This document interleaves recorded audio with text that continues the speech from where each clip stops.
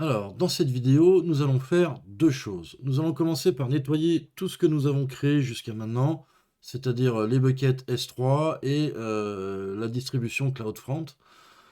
C'est une bonne habitude à prendre à chaque fois qu'on a fini de travailler avec des ressources dans AWS, de les effacer, tout simplement pour éviter que cela facture et qu'on soit surpris à la fin du mois avec un débit sur la carte bancaire. Une fois qu'on aura fait ce nettoyage, on va commencer à parler de machines virtuelles et nous irons faire un tour pardon, dans le service EC2 qui permet donc de faire des machines virtuelles. Je vais commencer par aller dans S3. Il va voilà, m'afficher les buckets, les containers qu'on a utilisés jusqu'à maintenant. Je vais tout simplement les effacer. Je rentre dans Images du projet. On a vu que pour pouvoir effacer, il fallait vider un container. Donc, je vais sélectionner ici l'image. Je vais la supprimer. Je vais confirmer en copiant-collant, supprimer définitivement.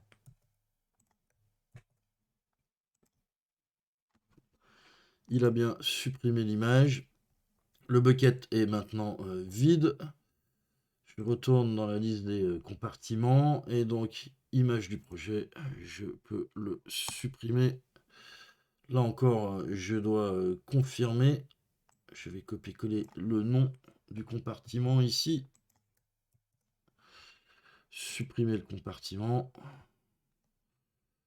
Parfait. J'ai ensuite le bucket du site.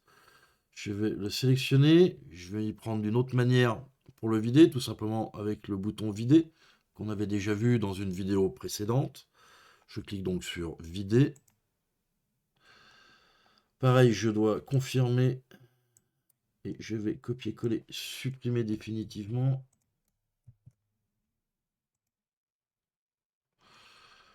Le bucket est maintenant vide. Je vais fermer cette page et je vais donc supprimer ce bucket. Et toujours avec la confirmation.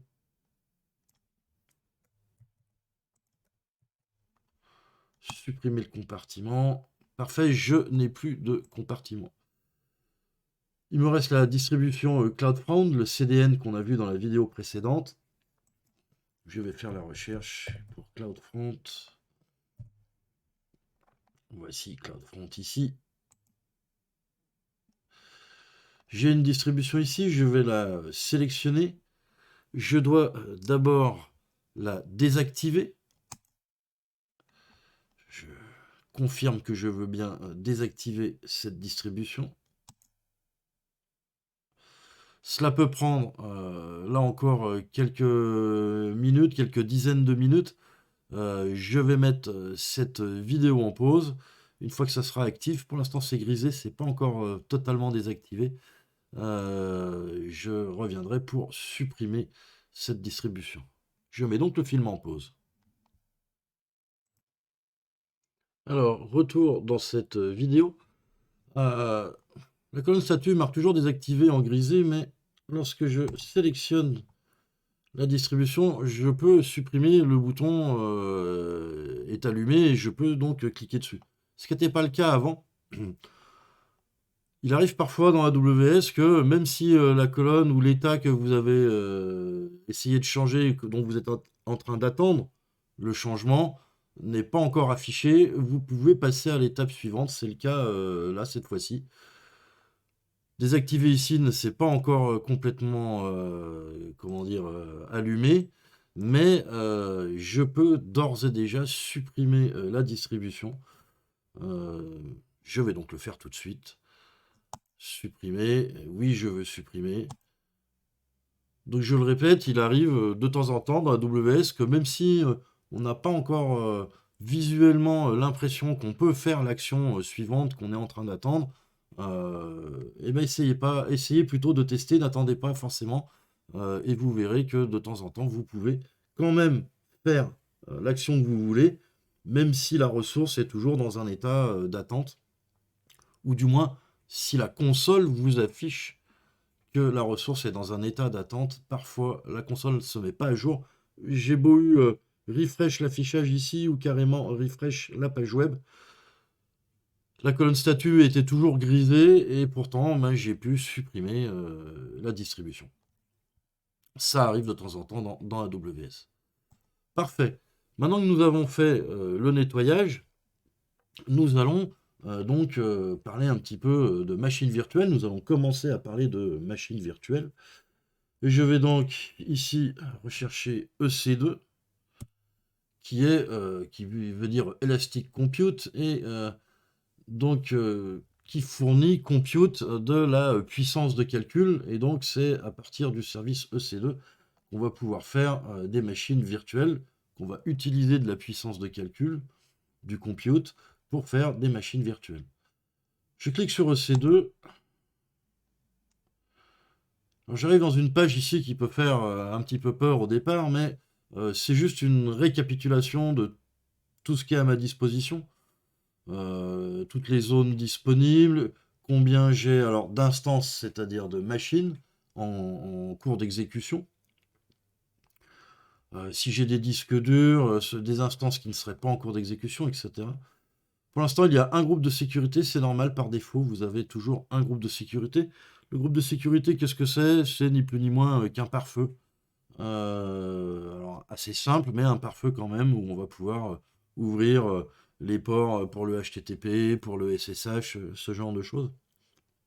Mais au-delà de cette récap, sur la colonne de gauche, comme d'habitude, j'ai plusieurs menus. Si je vais dans Instance, donc, pour l'instant, il n'y a rien, mais c'est ici que je verrai toutes mes machines virtuelles, celles qui sont en cours d'exécution comme celles qui sont à l'arrêt. Et si je veux créer une machine virtuelle, je vais aller dans Catalogue des AMI. Et là, j'ai donc un catalogue d'images pour pouvoir créer des machines virtuelles. Alors, je vois qu'il y en a certaines qui sont marquées éligibles à l'offre gratuite, avec fournisseur vérifié. Au passage, il n'y a que chez AWS, jusqu'à nouvel ordre, où on peut faire des machines virtuelles Mac. Sinon, je vais retrouver du Windows Server, du Linux, les choses habituelles. Je vais pouvoir, là pour l'instant on n'en a pas non plus, mais mes AMI, je vais pouvoir créer mes propres images. Et je vais pouvoir filtrer cet affichage, parce que là, il y a potentiellement beaucoup d'images différentes. Je vais pouvoir filtrer cet affichage avec les petites cases qui sont ici. Je vais commencer par lui demander que celles qui sont éligibles à l'offre gratuite. Et après, je pourrai sélectionner admettons, par système d'exploitation. Donc là, je ne vais avoir que les Linux qui sont éligibles à l'offre gratuite. Au passage aussi, AWS a sorti, on devrait dire Amazon a sorti sa propre version de Linux, et donc fournit des images pour faire des VM avec le Linux AWS, qu'on utilisera plutôt pour communiquer avec des services internes à AWS, des choses comme ça, par souci de compatibilité. Mais nous, pour l'instant, on va aller regarder comment se passe la création. On ne créera pas de VM dans cette vidéo, mais j'ai encore 2-3 choses à vous expliquer. On va prendre la Ubuntu Server 22 LTS. Je vais sélectionner. Et là, je dois revenir en haut et dire lancer une instance de l'image. On s'attend à ce que, en cliquant sur sélectionner, ça lance le processus de création de la VM à partir de l'image qu'on a sélectionnée. Ce n'est pas le cas, il faut remonter en haut et dire lancer une instance. Ok, alors ici je pourrais donner un nom, mais ce qui va m'intéresser tout de suite, c'est la taille, c'est-à-dire la puissance des images. J'ai ici par défaut T2 micro, qui est une puissance éligible à l'offre gratuite, qui rentre donc dans les 750 heures de calcul gratuits par mois. Elle a un CPU et 1 Go de RAM. Je vais aller ouvrir le listing des instances, et là je vois qu'il y en a pas mal. Il y en a un certain nombre. Ça monte à des... là, j'ai 96 CPU, 768 Go de RAM, mais il y a plus encore. J'ai déjà vu passer du 128 CPU, des choses comme ça. Bon, vraiment pour faire des gros serveurs. Euh, et on voit que la tarification est différente suivant le type d'OS, le type de système qu'on va mettre dedans. Si je mets une Linux de base, ça sera, là c'est 2 € de l'heure, alors pour la 32 CPU et 256 Go. Si je mets une Windows, c'est 3,5 € de l'heure, et ainsi de suite. Ça dépend donc du système. Pour les, comment dire, les instances, les types d'instances, j'y arrive, éligibles à l'offre gratuite, on a la T1 micro, la T2 micro, et je pense que ça doit être à peu près tout. Tout le reste est payant, et donc pas éligible à l'offre gratuite. Alors attention, quand je dis payant, c'est-à-dire que vous serez facturé. Si vous prenez quelque chose, même avec un compte gratuit, il n'y a pas vraiment de compte 100% gratuit. Vous avez un compte dans lequel vous pouvez faire, ou plutôt vous pouvez exécuter des ressources, et donc dans notre cas, là tout de suite, des VM, éligibles à l'offre gratuite. Donc il faut bien faire attention à ça, et toujours prendre une VM éligible à l'offre gratuite. Pour s'entraîner à AWS, ça suffit largement.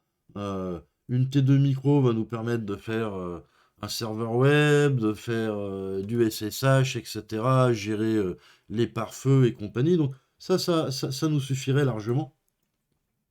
Et donc là, eh ben, on a 750 heures par mois gratuits pour les T2 micro et les T1 micro. Alors la T1 Nano qui serait encore plus petite, parce qu'elle utilise moins de RAM, elle n'est pas éligible à l'offre gratuite, mais bon, c'est comme ça. On va donc prendre sur T2 micro en général quand on fait des tests plutôt sur AWS, c'est-à-dire qu'on est en train de se former à AWS, on utilise par défaut la T2 micro. Pour finir ces remarques, alors il y a tout un tas, alors les paramètres réseau, les groupes de sécurité, comme j'ai dit, le pare-feu, lequel on peut autoriser SSH d'entrée de jeu ou pas, enfin, on pourra le reconfigurer après. Bon. Et le disque, eh ben, on va avoir un seul disque avec juste le système dedans. Encore une fois, le but, c'est pas tellement de paramétrer des systèmes ou quoi, mais plutôt de s'entraîner à AWS. Donc on voit qu'on a 8 Go, mais là c'est pareil, il y a plusieurs types de disques. Alors on retrouve un peu les mêmes choses chez tous les fournisseurs cloud. Vous avez aussi plusieurs types de disques possibles pour vos machines dans Azure par exemple. Et donc des SSD à usage général ou des SSD optimisés entrée-sortie, c'est-à-dire avec un gros débit. Et sinon même du HDD, hein, du disque dur magnétique à l'ancienne. On a donc plusieurs types de disques comme ça, parmi lesquels on peut choisir. Et ils nous disent, alors il a fermé la petite fenêtre, et ils nous disent que ici on peut monter jusqu'à 30 Go. Bon, par défaut, ils nous en met 8, on pourrait changer ça pour en mettre 16 par exemple. Mais très sincèrement, moi je fais toutes mes manipulations, alors, encore une fois, purement d'apprentissage AWS, avec les réglages par défaut, et ça suffit. Donc voilà pour les tailles de machines. On voit donc, pour résumer, qu'on va avoir des tailles de processeur et de RAM, et aussi des réglages de disques sur lesquels on peut jouer tout en restant dans les limites du compte gratuit qui nous sont imposées par le compte gratuit. Voilà, c'est la fin de cette vidéo, et je vous donne rendez-vous dans la prochaine.